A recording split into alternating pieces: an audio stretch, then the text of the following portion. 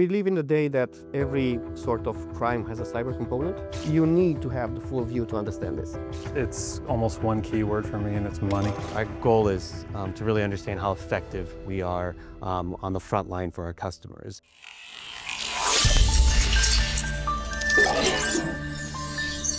Hi, I'm Berte. I am Director of IT Security at Bitdefender, and I have three fantastic gentlemen here with me today to talk about corporate security. So I'm going to start with Joshua Armstrong. Yep. Hey, how's it going? I'm Josh Armstrong. I'm the Senior Manager of Global SOC at Bitdefender MDR. So a little bit about what I do. I oversee our team of security analysts around the world, along with another team called Content Management, where we actually focus a little bit on more things beyond the agent, beyond the signature, looking for activity within the environment, as well as looking at our data, making sure it's really usable for our security analysts, and making sure those detections are quality and that our customers can action on them. And I have Catalin Cosoi. Hi, Dan. Tell us a couple of things about you. Yeah, pleasure to be here.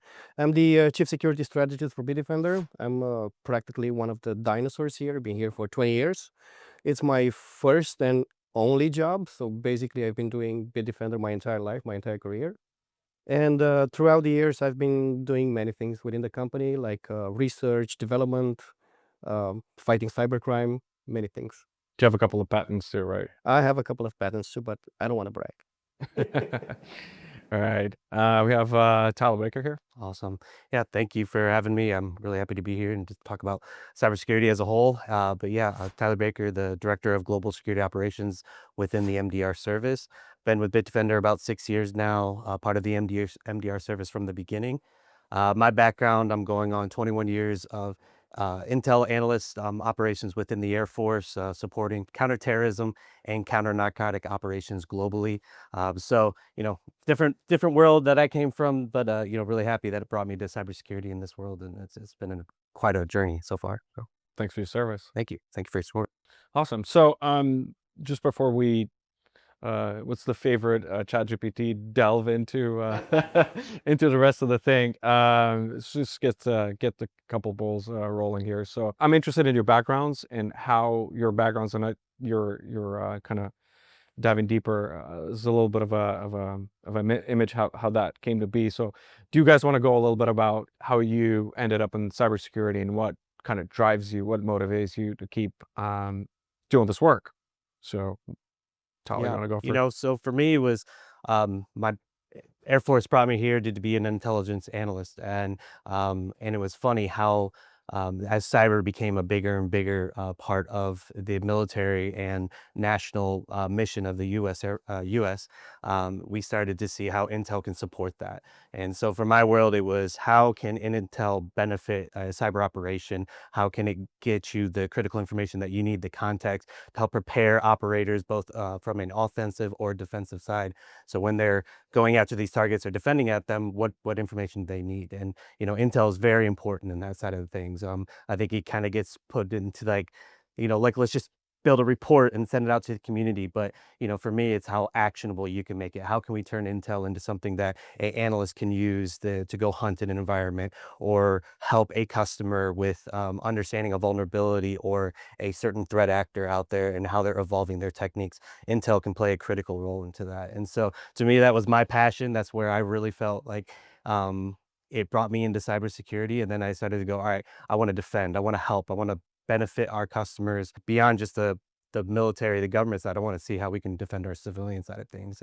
And so that's what led me to this journey. That's what led me here. And I think we've been very successful here at Bitdefender as a whole, and then within our MDR service over the last 6 years. So, really excited about that. That's awesome. In the military, of course, lives are at stake, obviously. Would you say that lives are at stake in cybersecurity as well? What I will say is they need to be protected. They need to be aware. A lot of these companies have interactions with this government and the military aspect, and they support it in ways. And so if you're not taking it seriously, it can seriously affect, the national, the global aspect of, daily operations. But, I think for me, it was also the ones that we're protecting. Some of them are, 5, 6 users. They have their child as an IT support, and for us, we're monitoring them and helping them and protecting them and letting them live their normal life. Letting them have a good livelihood, and to me, that's really important too.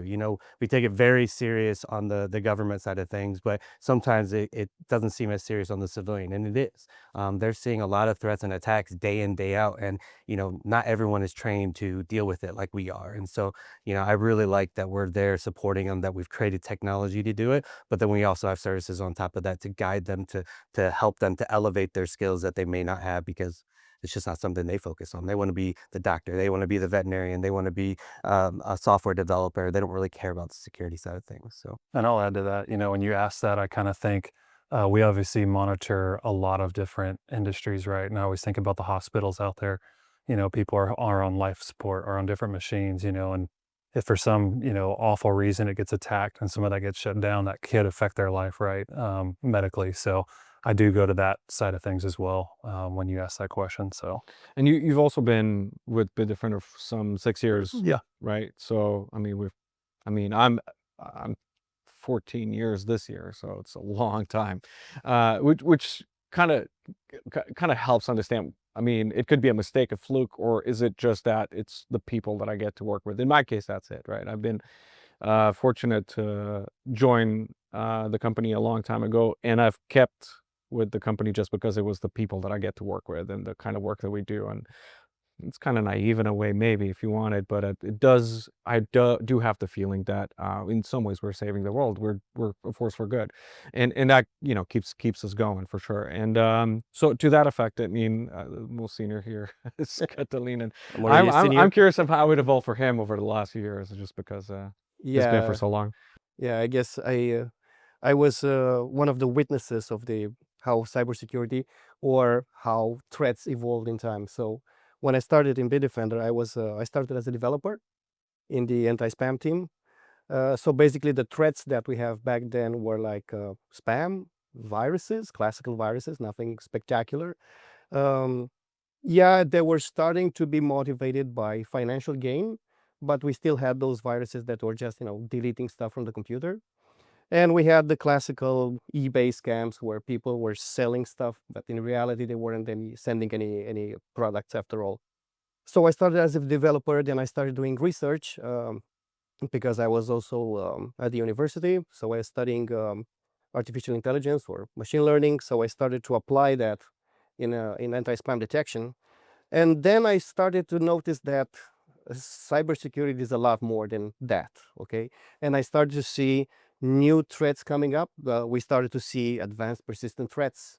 We started to see ransomware. We started to see all this other phenomenon that happened in time. And I was there to witness them, right? I was seeing them. I was seeing like, okay, so we have the launch of Facebook. How can that be used for bad, for evil? And then 1 year later, you see those Facebook scams, Instagram, and so on. So being there, witnessing at how cybersecurity evolved was opening my eyes. And now, if I try to, I don't know, today, if I want to try to do a summary of all the threats that are out there, you're going to make a big list. But I was there, and I remember that list because I was there seeing how they were being added to the list. So, and it's also sort of a difference between consumer and enterprise. You're going to see particular threats targeting both things. And with the rise of AI, things are becoming way more interesting. Even if you just want to learn about it, so you're not necessarily a cybersecurity employee or a fighter, you just want to study it, it's super interesting. I was reading the other day about a scam somewhere in China where the CFO was in a meeting with 24 other people talking about the fact that he has to do a payment. He was the only real person in that meeting. Everybody else was AI generated. Okay. And they were mimicking the HR director, the CEO, the CMO, and he ended up sending a payment of $25 million. Wow. So imagine that, 2024. Yeah, we're all familiar with the ever increasingly good video that I've seen a couple that I couldn't believe were truthfully and that's a whole ball of conversation for that. So anyway, walk me, if you don't mind, walk me through a day in each of yours career lives at Bitdefender, what you guys do, what you can reveal, obviously, and what can be revealed. So so I think where we're going with this is even though it's obviously simple and clear for you, however you conduct your work, I'm sure that a lot of people have no idea how that goes about and what the challenges might be. So even if it's boring, which I know it isn't, just kind of walk me through a regular day or your work on the stuff. If you want to Sure. go for it, Josh. Start. Yeah, so coming from the SOC side of things, protecting our customers, really, when you come in for a day, there's a few things that you're looking at. One, for my side of things, are going to be metrics, right? We got to be able to scale and keep up with our customers, and whether that's hiring employees or making sure our technology is working and evolving to keep up with that demand. The other side of it, though, is process and procedure. We're heavily focused on continual improvements on our process and procedures. So coming in each day, you're always trying to understand how we can improve those procedures, right? Those processes, making sure that when they fail at times, that we're correcting them, right? The other side of it is ultimately what can we do to detect and pick up new trends, right? Obviously, cybersecurity is changing daily. There's always something new. It's kind of something that keeps me in it. There's something new to learn. There's always something, on the horizon there. And so keeping up with it, the evolution of it is always part of it. So on a day to day, you're looking at detections. You're looking at new possibilities. What kind of new queries can I put into the system to find that and pull that data out that's valuable and so that I can check into it. So that's kind of a day-to-day thing for my side of things in the SOC.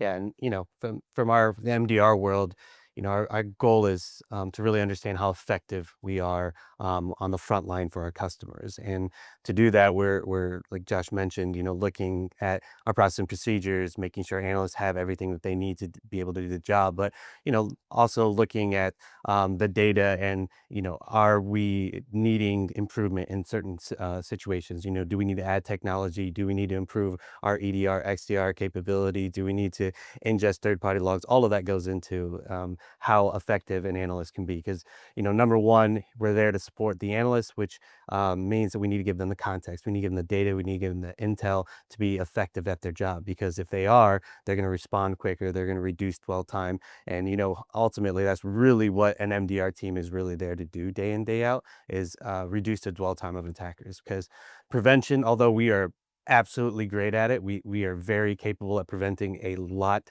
of attacks and a broad range of them. Attackers still get in. And so if you find them early enough, you take the right response, you can get them out of the environment before it turns into a serious situation. And, we talk about ransomware, we talk about, some of these advanced attacks. And, once you're at that point, Josh says it all the time, is like, that's bad, that they've already achieved their objective. So we want to catch them early in the attacker life cycle, and we want to be effective against them.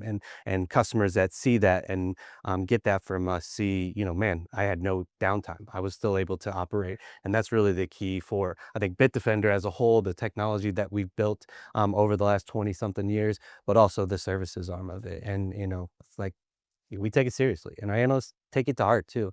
A lot of people here, a lot of us have been here for a long time now. It's because we want to be effective at helping and supporting our customers. And I really like that. I really like that mission here. So that trust. Yeah, and I know you, Catalin, you work as well on a bunch of fronts, right? So you guys are holders of different degrees of secret level. So some stuff is hard to talk publicly, but on the understanding that there's stuff that can be revealed. How does your day look like, and what's your main challenges in? My day is pretty chaotic usually. No, what I'm trying to say is that usually some days are just like work days. So basically, you look at things from a strategic point of view. You see what threats are out there. You see if you have the right tools or the right data to fight it. If you don't, then you start to look at public-private partnerships. So basically, you will start working with other private companies, obviously, but we're also working with law enforcement. We're also working with academia. So that's one of the strategic points of view that we work as a cybersecurity company. Then you look at the tools you have. Sometimes you'll notice that, hey, this is a scam or a fraud that involves crypto. Do we have anything that's crypto aware in the company? If not, we buy it, we build it, we create it. So we're looking at all that stuff that we might need in the future. And then you have the other days when non-Bitdefender customers call us and say, I have a problem. I have a ransomware. Some data was stolen. I'm being extorted. My entire infrastructure is down. I'm a hospital. I can't serve my patients, and I need help. So basically, that's when I go back to the company. I pick the right people to work with that investigation, with that forensics, and we go back and help the non-customer, the company that asked for help from our side. And we go see, okay, so what happened here? You were breached, you were hacked. How did it happen? When did it happen? Was it like yesterday, a month ago, 2 months ago?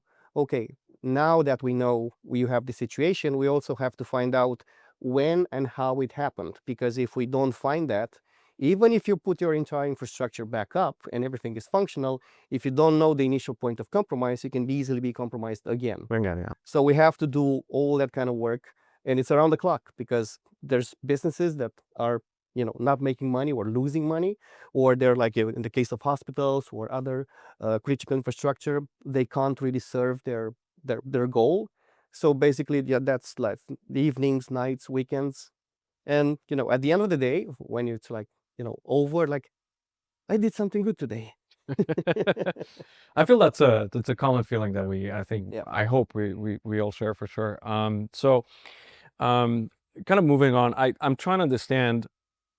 Of course, I can read a white paper. I can go on the website and understand more of the capabilities of each of the projects that you guys are involved with. But let's say we just met somebody interesting and we're at the random party. We don't have a common subject, that's cybersecurity, but we do have a conversation about what we do.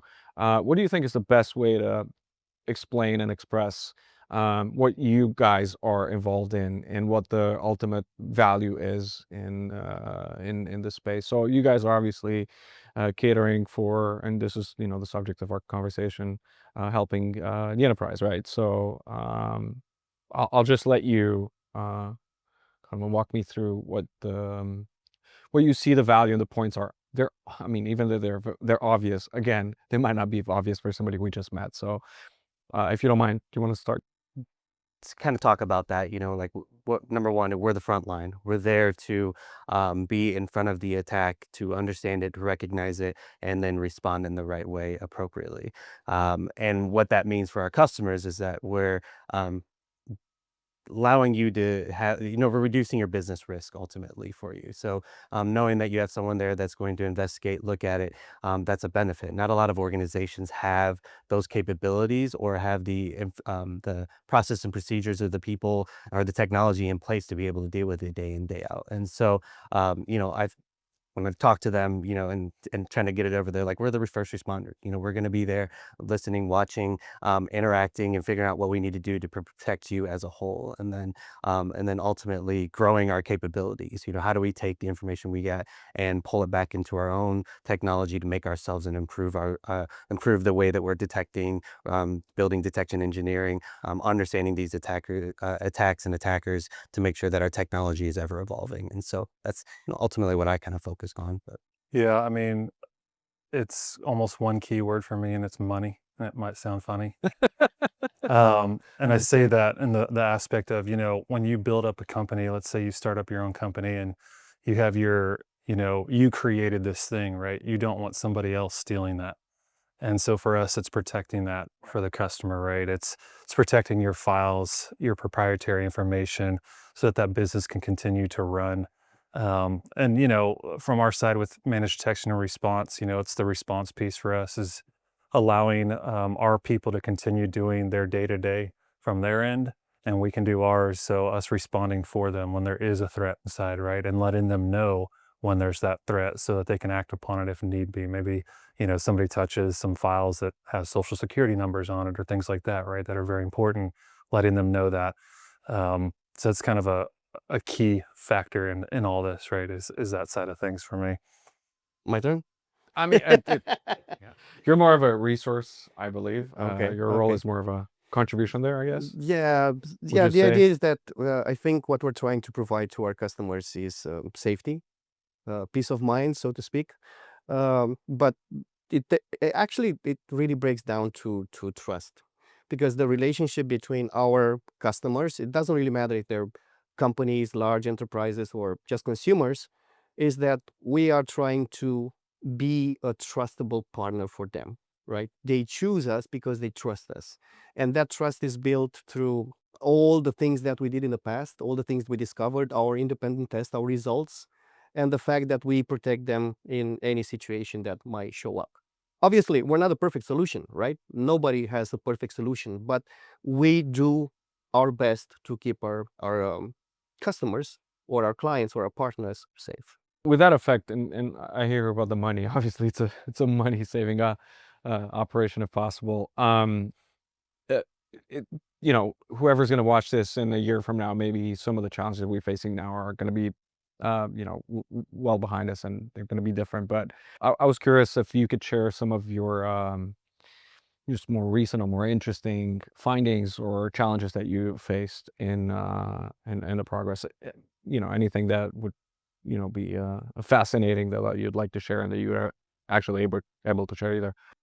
Like I go back to my background, 21 years going after a lot of narcotics organizations and counterterrorism operations. And I'm starting to see a very similar mentality between those organizations and the criminal organizations that we look at and we monitor against day in, day out. They're As national governments have and law enforcement and all these different agencies are starting to go after them and bring down their services, you're starting to see them break up. You're starting to see the chaos created by that. And what that means is they usually tend to become less sophisticated, less capable, but in a broader sense, more chaotic. They will go and use what is given to them and try to make money, because, like Josh mentioned, it ultimately comes down to money for these organizations too. And it's a really interesting thing to see how much that where the morality is shifted. They don't care who they go after anymore, and we're seeing healthcare, non-NGOs, education being targeted in the same way that a big global brand would or big global business would. And because they know that they probably have less sophistication, they don't have the IT or the cybersecurity staff on shift to be able to deal with them day in, day out. And that is what happens on the actual like terrorists and narcotics group is, they go after the lesser. They try to focus on them because they know that they can exploit them and get information and get money out of them. And so I'm seeing a lot of that happening now, and I'm seeing a lot of chaos coming because of those that fracturing of these groups, because we're targeting them, we're going after them, we're disbanding them with the work of the stuff that Bitdefender does day in, day out, providing that information, the relationships that Catalin's built with those law enforcement organizations, and we're helping, we're sharing information, which is great, but it's going to affect our customers and customers globally because of that. And it's going to be an interesting thing, and I'm really seeing that trend of chaos kind of happen. I know I use that word a lot, but that's the best way I can say is when you cut off that of a snake, Medusa's head, a bunch of others grow, and because of that, we'll start to see a bunch of these little fragmented organizations pull up, and AI is going to play into that because they're going to have less skills, so they're going to use those capabilities to up level to make them better and more capable, and we'll see what happens with it. I know Catalin has a couple of really, really good stories as well, and I don't know. I don't know which one to start with, but do you think you can walk us through something of interest that happened recently that we can all learn from, and kind of explain why you were the chosen team to work on? Many things happen. Yeah, no, recently. I give you the freedom to choose something Yeah, so fresh. yeah, we've been looking of what's going on in terms of many threats. So not necessarily the classical protection that we provide, but also looking at what cybercriminals do, when doing their thing and running their businesses.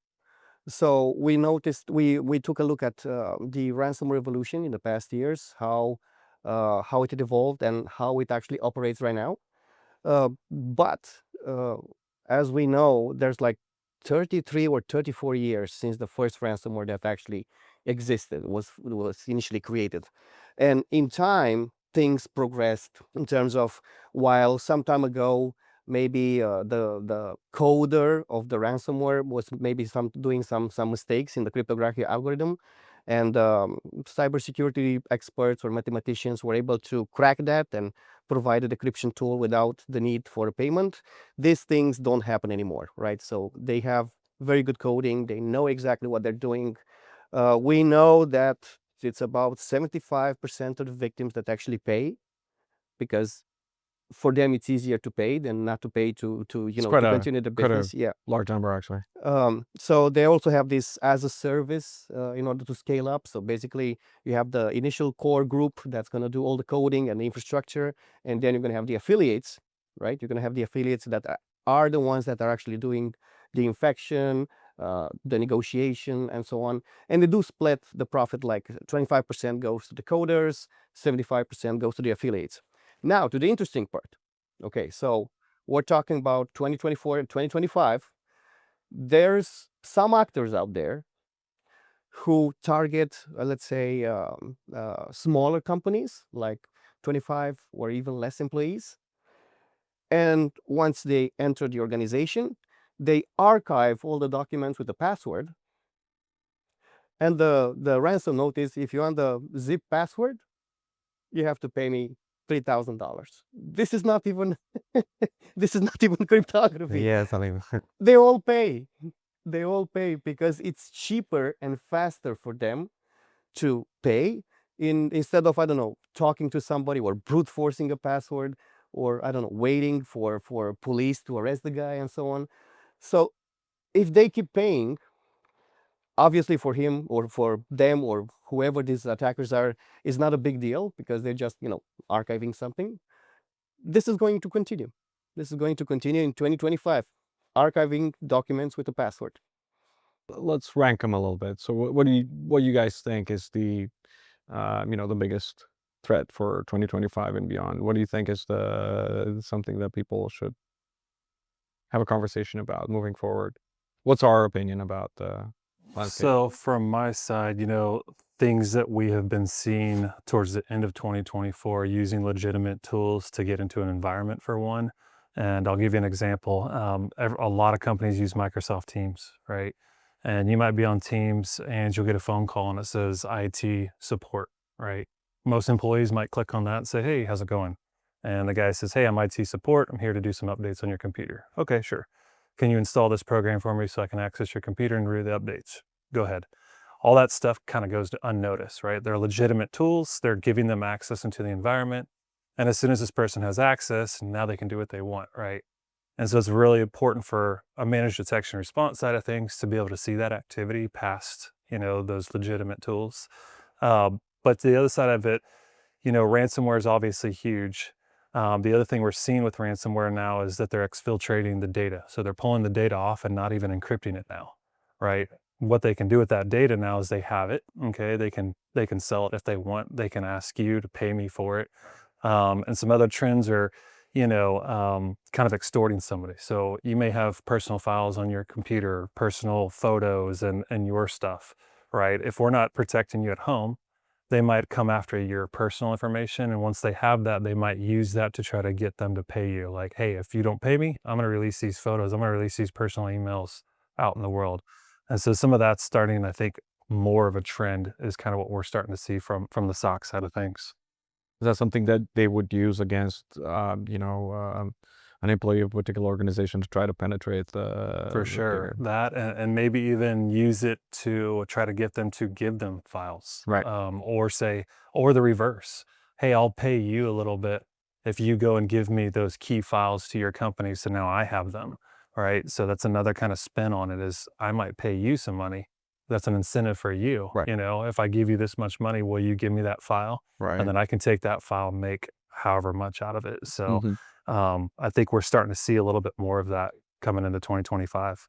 Yeah, I know specifically, like we're seeing on the dark web, where actors are reaching out and trying to pay people for access into these businesses. And so I think insider threat is going to become a bigger and bigger thing. And I don't think the community is quite ready for it, because it's a very hard thing to detect. You know, you have to be engaged with the person, you have to look at them, talk to them, understand what might have changed in their life that would push them to a decision that I want to, you know, steal information or give you access into an environment. And so I doubt that many organizations have something like sort of training like that that would help them spot and identify when, you know, a person's personality is changed over, or they have debt now because they were in Vegas and, you know, going on a bender, and, you know, all of a sudden they need to pay that back, or, you know, they had a divorce recently. So it's going to be on people to really identify some of these insider threats, and then also monitoring it. You know, I think there's a, you know, having access into these forums that they might be looking for it, and being able to identify where, like, who they might be going after, and then bringing that up to a company is going to be very important too, because I believe insider threat is going to be a bigger and bigger thing. Because I go back to what even what Catalin was talking about. These attackers, they're talking, they're communicating, they're looking for the easiest way in. If a zip is all I need to do to still, you know, compromise you and get pay, then why would I? Why? What else can I do? How can I just pay you $10,000 and hopefully you'll give me access, or you'll steal information for me? You know, I think we'll see the easiest way in is probably the best way in. 100%. And it's always a human factor for sure. So yeah, and it's, I'm sure we're gonna get, you know, there's a lot of questions of, you know, what the future might hold in terms of, you know, ultimate threats, and it's obviously hard to predict, but you know, trying to know in advance is kind of getting people ready and knowing how to expect and how to handle things. And that's where I think, you know, beyond us at Bitdefender trying to solve these issues as best that we can with the tools that we have available for the customers and the partners, at the same time, I think it's, you know, this role that we can kind of make a statement, a guess of what, you know, the future might hold, and try to, you know, prepare people to try to understand and solve these issues with us. So I know that you, Catalin, are close to some of these trends as well. So if you want to chip in, I'd appreciate it. Sure. Yeah. I think what's very important to stress out is that the victim needs to understand what are the implications of what happened. Because, okay, if you're a company and you get all your data encrypted, you say it's a ransomware attack. Okay. If you're a government institution and you get your data encrypted, you're probably not going to pay because you're government, but you're going to say it's a ransomware attack. You forget the fact that somebody entered your organization, exfiltrated all the classified data, and then encrypted everything. Maybe that's another government saying, okay, let's put a ransomware. They'll be chill. They'll say it was a ransomware attack, and they'll forget about the fact that I stole every secret they had in that organization. So as a CISO or CEO or whatever decision maker you are, you need to understand the implications of what happened within your organization. So you need to take that into account. When it comes to access brokers, which actually get access into the organizations, whether by bribing an employee or by, you know, blackmail him, or even, you know, just hacking in the company, these access brokers, they just get access into the organization, and then they sell it to ransomware, to other organizations that are interested into performing crime. These access brokers have access into the organization, and they publish this information on the dark web. And there's a lot of people out there saying, search for my company name on the darknet, and if you find it, it means I've been targeted, I have a breach, I will investigate it. No, that's not how an ad on the darknet shows up. They say something like, company in the UK, in the, I don't know, healthcare industry, yeah, 10 million revenue per year, I have VPN access. You will not get the name and the credentials after you pay. So Right. people that are doing the monitoring services for you, they need to know exactly what they're looking for, not just the brand name. Okay. And do you think companies and institutions know this? Or is this a general acceptance? No, Or they don't is know. it- They don't know. they don't? Most of them do not know. And as soon as they have like the tiniest idea that they might have been compromised, they're going to go to their service provider and say, check if my company name is on the darknet, which it doesn't work like that. So they believe that that's that's the way it's going, but it's not. Things are a bit more complex than this. Yeah, usually when we've seen it, it's post compromise, and that's when they're releasing all the documents in these ransomware groups and showing them, proving that they had access in the way that they have. But that's post. But as you mentioned, the early on, they're just giving up key detail because they don't want to give it up. They want to get the information. They want to get paid for the information that they gather, and doing so, they'll mask that until you engage with them, and it's a really hard thing to identify those that might be, affected by it, and, just do your best so you can, but This is I think it's a tough one. What keeps you up at night when it comes to cybersecurity? Oh, so not kids. Okay. I don't have a straight answer to that because I'm usually a long night sleeper, so there's Okay, not many things. so what ruins your Wednesday coffee, afternoon coffee when it comes to cybersecurity? What's your concern? Like I said, I've been in the company for 20 years plus, but I still learn about new scams or new attacks that I'm still surprised about. And then once I find about them, I'm trying to figure out, okay, so what can I do about it?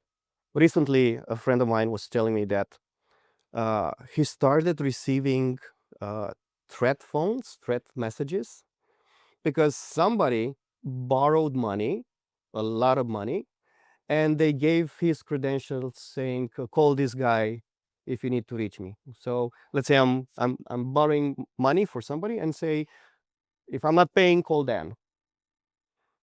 And when you receive like death threats, right?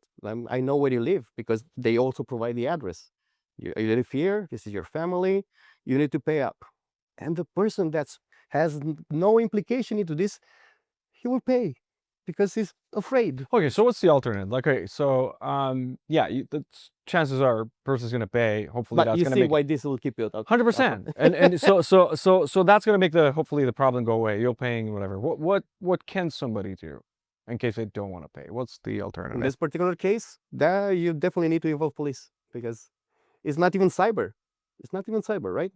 You need to understand the implications. You need to understand that it can happen to you. But I'm trying to understand. So the role of role of what we do at Bitdefender from the standpoint of the products we provide and the research that we do and the collaboration with law enforcement and so forth. In this particular case that you give me, somebody should call the cops, the police, and be like, It's also education. We also need to educate people what cybersecurity is, and so in that's this, twofold, right? So that's for one end, we're educating a larger audience, but at the same time, through potentially our partnerships with law enforcement, we're also educating them as well on these matters equally. not just law enforcement. On I the mean, assumption, all and why I'm parts. giving you the example of what I'm saying is somebody's facing such a situation, they call the police. Yeah. Ideally, the police would know that this is and what this is all about, and they would be prepared to handle this situation. So is this something that we do at Bitdefender on a current basis in our collaborations? Do we talk and do we spread this kind of information when we learn about with the partners and so on? Yeah, so we live in the day that every sort of crime has a cyber component. So no matter what you do, it will involve either a phone or a computer or the internet.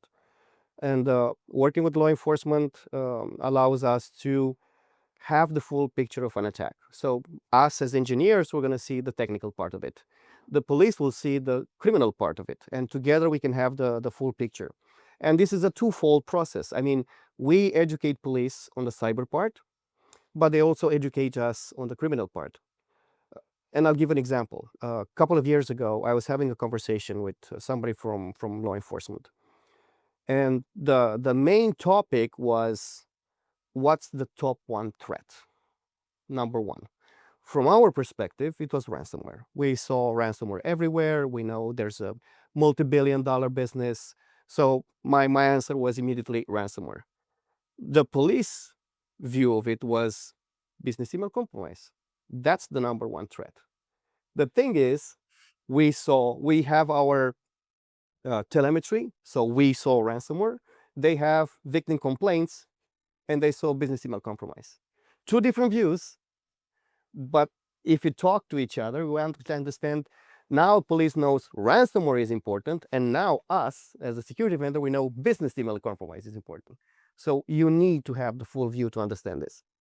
Is there a factor? I mean, I bet it is, but is there a factor in the impact and the value of the crimes that informs priorities, or is it just statistics? I don't think the financial part is the most important.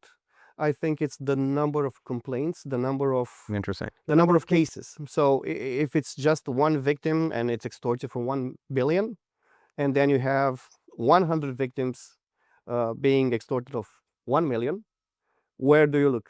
At the one or what the 100? I think it's a problem of quantity rather than of financial gain. I think it's really interesting that we're seeing the forward leaning by law enforcement and government organizations to interact with civilian companies to gain critical context.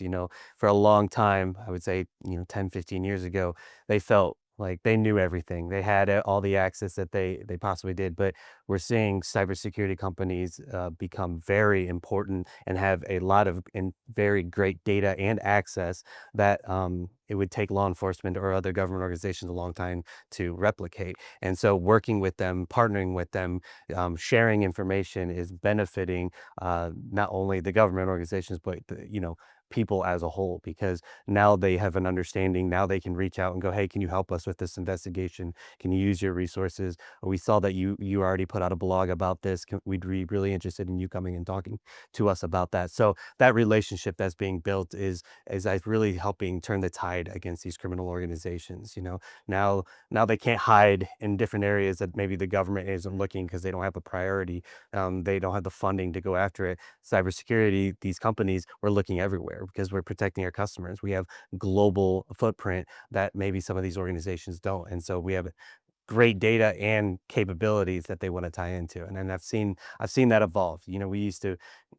We know everything. We don't need to talk to them. I promise you, we already have all the top secret information about them. But then I worked on the civilian side. I started to see, I was like, man, there's a wealth of knowledge here that you guys can use. And I would bring it and show them how all this open source information. And they were like, this is great stuff. This is stuff that we didn't even know was available to us. And so I appreciate and know like what Catalin's doing, day in, day out, of leaning forward with these organizations because it makes them better, and it's ultimately about helping out the customer, the end user, the victim. And I think if we continue to do that, have that GORA, that trust mentality, you're going to see a lot of us protecting and preventing this stuff for the long term. So I'm trying to understand here, what, in your opinion, because I'm, the kind of the thing is, I'm fortunate that I'm sitting here with you, because anybody can go to the website and check some stuff or watch it, but it's hard to get access to the actual people that make the calls and actually people that make the decisions in the product and the company. So I'm fortunate that I'm sitting with you and I can ask you straight up, what is it that makes us special in this space, in your understanding, in your handling of the reins right there directly? Yeah, I've worked at a couple companies before with cybersecurity and doing managed detection and response. Coming to Bitdefender, one thing that really stands out is, we're built on our own technology. And because of us being built on our own technology, it allows us to get in front of things, or at least tackle things quicker. We're not using some sort of third party, right? Which affects it so much quicker.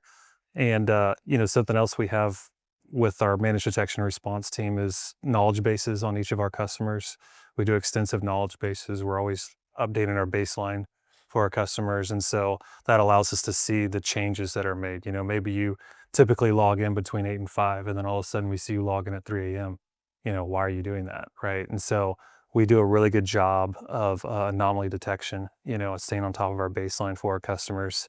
And again, I'll always piggyback on the technology is fantastic here, and having access to each of the teams allows us to get those feature improvements and things fixed so much quicker for our customers.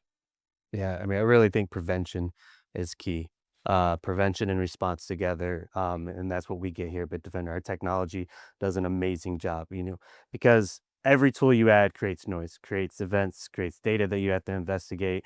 And Bitdefender from the beginning figured out, hey, what do they really need to focus on? Here's the RCA, here's all the details that you need, and we've stopped all of this at this point, and giving that roll up. And so that trust that our tool's doing that side of things, and then on top of that, going a bit further with the services, the response piece, being able to take action and do it quickly, reduces the attacker dwell time. So, what we're doing very good here is how we can take hundreds, thousands, tens of thousand events and bring it down to maybe a single case or multiple cases of response by the MDR service, because we know that our tool has taken care of so much of the activity already. And so, we continue to make sure that we capitalize on these relationships we have with our internal teams and help make sure that they understand and they see get that feedback from us of how it's working for us, but where we find ways that this might be improved. And that goes back to what Josh said, the fact that we're built on our own technology, we're able to interact with those teams and provide that meaningful feedback that it ultimately benefits the broader Bitdefender customer base, which is the goal, building that 100%. trust. Yeah. 100%. Yep. I got nothing. No, I just wanted to add the fact that most of the incidents, the victim finds out about the attack either early in the morning or Monday morning, because everything happens at night, okay? Entering the organization is one thing, but lateral movement, encryption, data exfiltration happens outside working hours. So I'm talking about weekends and evenings. So just having a softer solution, blocking threats is not going to be enough. These guys, they look at what happens during the night. They look at all the incidents, and they're going to call you before you get that encryption. So yes, that evening you're going to wake up earlier. You're not going to wait until morning to wake up, but you're going to get the good news when they call you. Well, not really. Not always good news. They're not always wanting to hear what we have to say, but yeah, the relationship we build, the trust and the partnership we build early on with our customers, allow them to understand when we're calling, they need to pick up and they need to understand what's going on, because we're dealing with something serious. And the good news is the actionable piece, right? We don't just spam them with stuff. We tell you when you get that call, you know what you're going to be doing already, and not just, hey, something happened, and so that's a really important piece of it, is being able to take all that noise, filter it down, and say, you need to reset these 3 passwords, you need to go in and close these ports, go do, right? And that's a key piece of it. To me, I find it fascinating that we got into some. I mean, it's a little unfortunate that we had to develop all this technology and all put all these resources to kind of keep up with the threats. But at the same time, it's insane that over the years we'd ended up creating such sophisticated platforms and systems and capabilities that I could have not imagined 10 years ago or longer. And I assume this is only going to grow exponentially in our efforts to curb these attacks. I kind of slowly want to wrap it up, and I want to ask you guys again, since I'm feeling lucky to be here with you, because it's a hard thing to pull off. I'd like you to kind of throw a couple more thoughts about why why in the threats that we're facing over the next few years and the ever-changing geopolitical landscape, somebody should come and call us at Bitdefender to work with collectively as a company, and what makes us, what's our promise for the next, couple of years, maybe, in terms of things we have planned, if we can share any of that stuff. Yeah. So I think it ultimately comes down to, would you know if you're compromised? And then if you did know, would you be able to respond appropriately? And if you don't know, then you need to bring in the technology to be able to detect and figure out if you are. And if you couldn't respond properly, then you need to either build your incident response process, be able to do so, or you need to pay for a service. And so to think that you're not going to be targeted and you're not going to be compromised, I think is a wrong mentality. It's probably inevitable. It's going to happen eventually because people are involved. And I think that's the biggest thing that we've all been talking about here is people, the human factor will opens up vulnerabilities into your environment one way or another. And so if you understand that and you take the right actions early, you're probably going to reduce the risk. What I'm excited for, honestly, is from the MDR and the services side, is as we grow our customer base and our capabilities internally, we look for ways to gather more context. And I think we're going to see some additional services that we sit on top of that's going to allow analysts to pull from different log sources and event types, which are going to you know allow our analysis to be a lot deeper, richer, and full. So when you're getting our incident report at the end of what we just dealt with, you'll see the complete story from A to Z. We've guided you on where you need to remediate and what vulnerability you may fix, or the education you need to say to pass to that user. And then you're going to be able to walk away going, all right, they handled it, everything's good, I'm back up and running. And that's what kind of excites me about what's coming from the MDR services. How do we get access to more information? And I think you'll see that here in 2025 for us. Sounds exciting. I want to thank you, gentlemen, for your time, and I'm excited to learn more about the stuff that you guys are going to be building in the following. I want to go back and say that we're going to be covering more almost unrestricted access stories about other capabilities in the company with other colleagues who are doing their insane parts of the work, and we're going to discover those parts of the company and their stories in the following podcast. So in the meantime, thanks again for coming on, and thanks again for sharing these things. We're going to make sure that there's some sort of way to piggyback and call back and talk more to you guys if needed. Until the next one, thanks so much. I'll see you.